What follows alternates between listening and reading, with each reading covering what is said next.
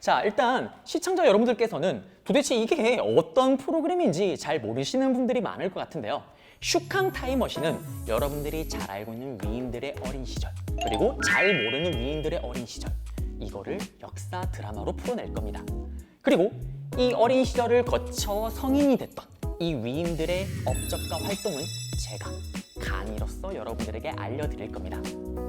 오, 대장. 생각보다 멋있는데? 소민대원, 그걸 이제 알았나요? 연재대원, 어떻게 오늘 처음 본 은대장 괜찮나요? 그래요. 우리가 오늘 처음 만나볼 인물이 누구냐? 바로 세종대왕입니다. 세종대왕에 대해서 혹시 두 대원들 알고 있는 게 있나요? 오, 그러면 저 소민대원. 저는요, 세종대왕의 이름을 알아요. 첫 번째 아기 때는 이도영호, 중간 때 충녕군이었고요. 마지막에 죽을 때 세종대왕이었어요. 우리 연재대원은 알고 있는 게 있나요? 세종대왕이 좋아하는 음식이요. 음식을 알고 있어요? 네, 고기요. 오, 고기. 세종대왕은 고기를 안 먹으면 병이 날 듯이 되게 슬퍼했어요. 우리 이 두 대원은 정말 역사에 대한 관심이 역시 많네요. 그래서 이렇게 또 선발된 게 아닌가 그런 생각이 듭니다. 자, 그러면 이제 본격적으로 들어가기 전에 앞서서 돌발 퀴즈 하나 들어가 보겠습니다. 조선시대 왕은 총 몇 명이었을까요? 27명! 둘 다 알고 있네요. 27명인데 또 하나 또 시청자 여러분들께 잘 모르는 게 하나가 있습니다. 우리 소민대원이 세종대왕이라고 얘기를 했었는데요. 사실은 세종이라는 이름은 살아생전에 불렸던 이름이 아닙니다. 세상을 떠난 후에 받은 이름이에요. 어떻게 왕의 이름을 살아생전에 그냥 부르겠습니까? 그래서 살아생전에는 드라마나 사극에서처럼 전하, 주상이라고 부르는 거예요. 그리고 죽고 나서 생애를 떠난 후에 시호를 받습니다. 그 시호가 원래는 총 14글자입니다. 세종장헌, 영문예무, 인성명효대왕. 그래서 우리가 너무 길니까 제일 앞에 있는 세종을 흔히 부르는 거고요. 그리고 이 대왕이라는 거는 사실 세종뿐만 아니라 모든 조선의 왕들 뒤에 다 붙여진 시호입니다. 그런데 훗날에 와서 우리가 가장 뛰어나다라고 생각하는 세종과 정조에게만 대왕을 붙이는 거죠. 자, 우리 두 대원 여러분들, 우리 본격적으로 탐험을 떠나기 전에 이 은대장이 세종대왕의 업적을 한번 재밌게 한번 얘기를 해줄 겁니다.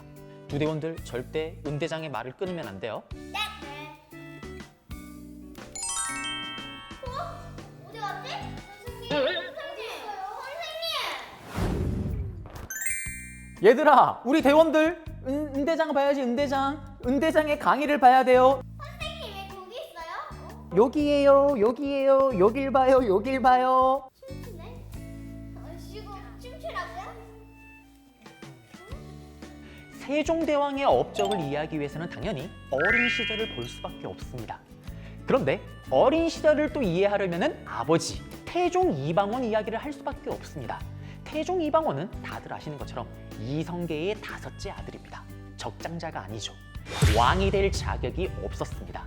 그렇지만 1차 왕자의 난을 통해서 자기 배다른 동생들을, 2차 왕자의 난을 통해서 자기 동복 형제들을 죽인 후에 드디어 왕위에 즉위를 합니다. 그가 바로 3대 태종이 되겠죠. 그런데 문제가 생깁니다. 왕위에 오를 때 가장 크게 도움을 줬던 조력자들이 있습니다. 그가 바로 처가 쪽 사람들입니다. 부인이었던 원경왕후 민씨를 비롯해서요, 처남들도 정말 큰 힘을 줬습니다. 그런데 이방원은 이런 생각을 하죠.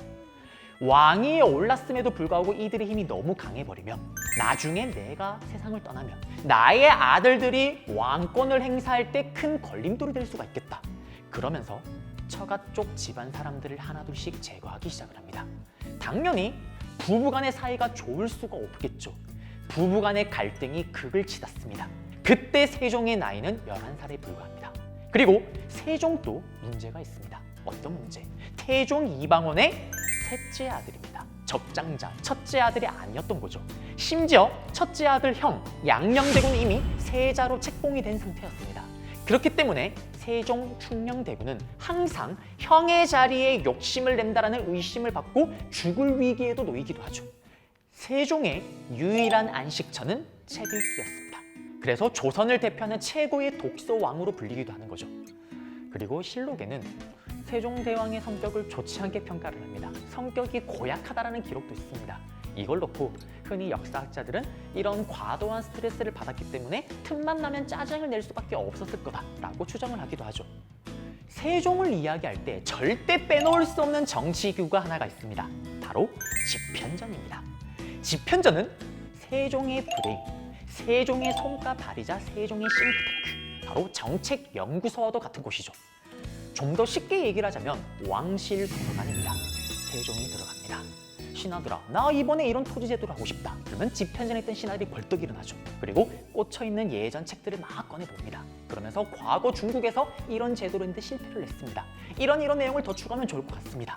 이런 식으로 왕의 정책에 조언을 가하기도 하고요. 왕의 정책에 힘을 실어주기도 하면서 나라를 위한, 백성을 위한 좋은 정책을 만들던 곳이 바로 집현전 되겠습니다. 그리고 수많은 편찬 작업과 수많은 과학기구도 만들게 되죠. 이 과학기구는 다음 장량실편에서 다룰 겁니다. 그리고 여러분들이 잘 아는 훈민정음, 삼강행실도, 칠정삼, 농사직설 같은 수많은 책들이 나왔던 곳이 바로 집현전 되겠습니다.